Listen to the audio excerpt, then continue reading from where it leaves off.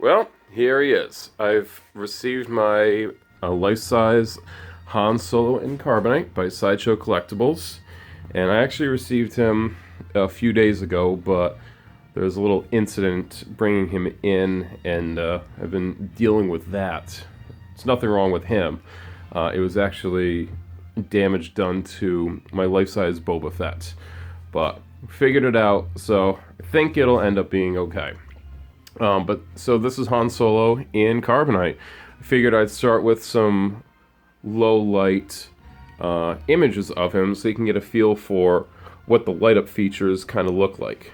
So we'll swing around to the back, and here's the canister that actually acts as the support. And the light effects are pretty bright, especially compared to Boba Fett, which isn't quite as spectacular to see. So I was really impressed with the level of light that comes off of him and sort of the ambient light that you get from him. So you can see the red reflecting off of the base, and in person it is actually very red, which is kind of a critique that I have of this, is just how different it looks from Boba Fett's base, which is a much more yellowish orange. However, I will say this. Of the two, I think that Han Solo's base is actually first cooler looking, but more accurate in terms of color. So if you go back and watch The Empire Strikes Back, this is much closer to the color that you would actually see in the film. So there's that. And then you have the light up panel over here, which is really cool, and again, pretty bright. You can see it reflecting off of my ceiling, and by turning this dial here, you can adjust the speed of it. So whether or not you want to be unfreezing him or not. So it only seems to impact this light up here. These lights, these readouts stay the same. So I tend to have it at just sort of a mild glow like that. So that's him in low light. I'm going to throw the big overhead light on now, so that way you can get a better look at the detail. And there he is. And you can also sneak a shot of Yoda. Say, hi Yoda. What's up? So he is enormous. I don't think that pictures or video really do justice to just how imposing he is.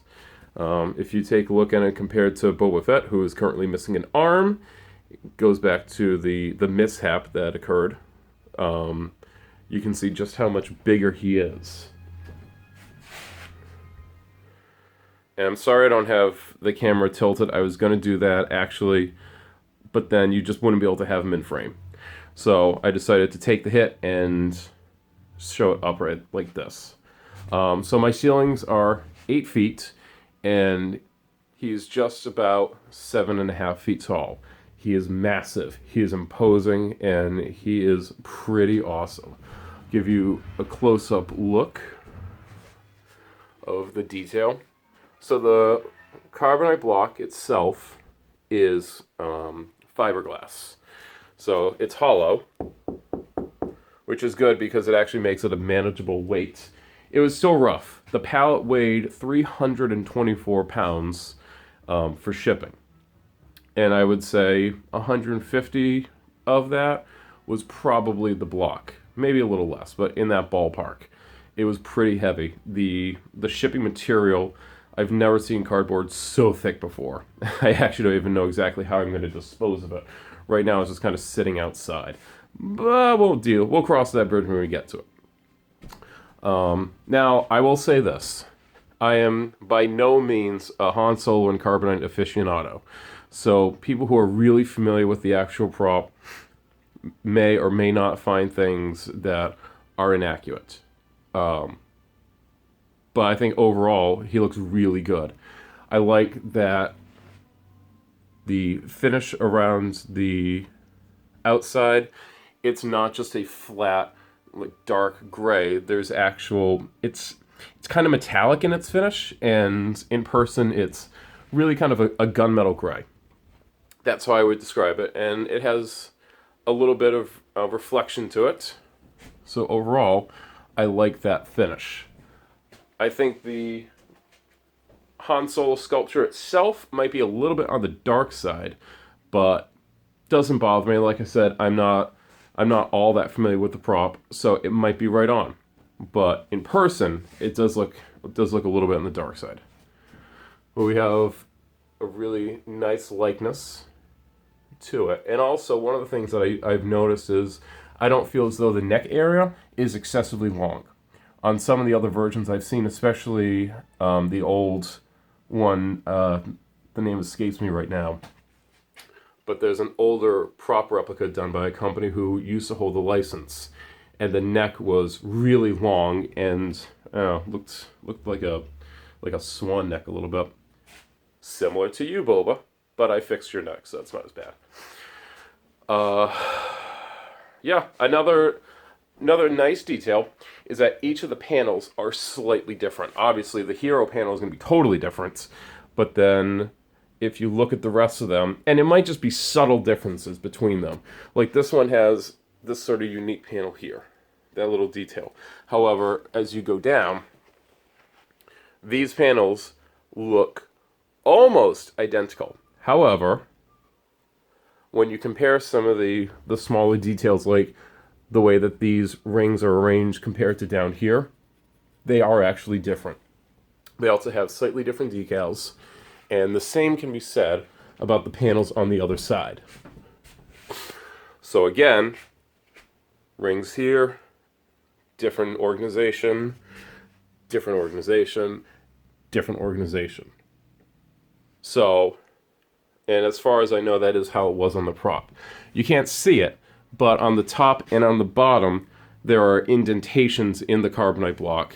And while there's no detail inside, a friend of mine who is familiar with Star Wars props said in that the original scene, it actually didn't have any detail, and it was added later on for the scene of Boba Fett walking through Cloud City with Han. So, like I said, I don't know all that much about it, but it seems reasonable. Why would they put in extra detail that they don't need to, right? So coming around to the back, you'll have to forgive me, it's kind of dark. All I have back here for light is my kitchen light. So you'll see that there's sort of like ribbing on the back of the block. And that's actually pretty similar to, I think, the Hasbro Black Series toy that was exclusive to Comic-Con a few years ago. So that seems like a shared detail. And this over here, this is magnetized, for anybody not familiar with it. And here, let me see if I can take it off. I'm going to put this down for a moment. Bear with me here.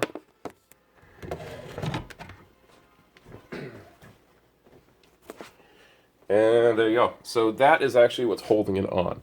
And this has changed drastically from the original version that was released back in 2014, 2015. The original one just had two little clips that hung on to a bracket back here, and then there was a locking mechanism on the underside.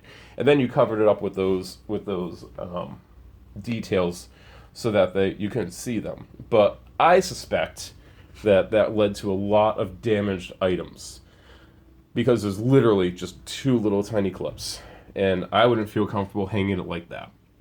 Another really major difference between the original release and this new release is the way that this canister and your hero panel is powered.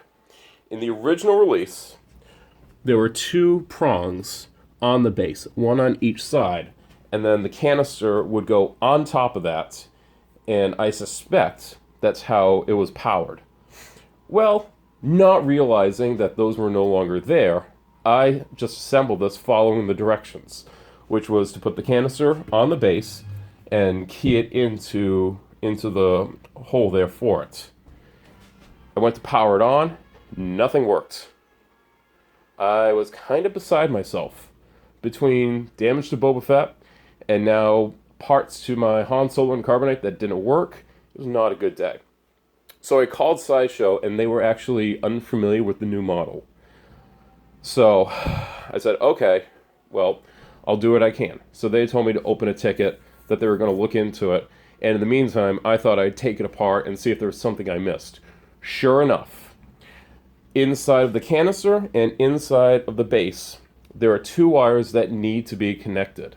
So to anybody who is either thinking about buying this or does buy this, keep that in mind. Unless you're looking for them, you are not going to see them.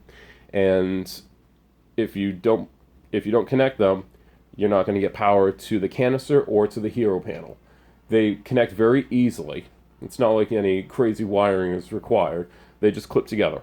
But it's just something to keep in mind. Another difference between this release and the original is that the original had all the panels removed, and they were all magnetic. So you'd actually get a third box that had just the panels, and you would have to attach them. That is not the case anymore. Most of the panels come attached, except for these panels over here, because there's actually a handle stuck inside, and there's a panel like that on this side as well. And then also the hero panel does not come attached, because that has to be plugged in.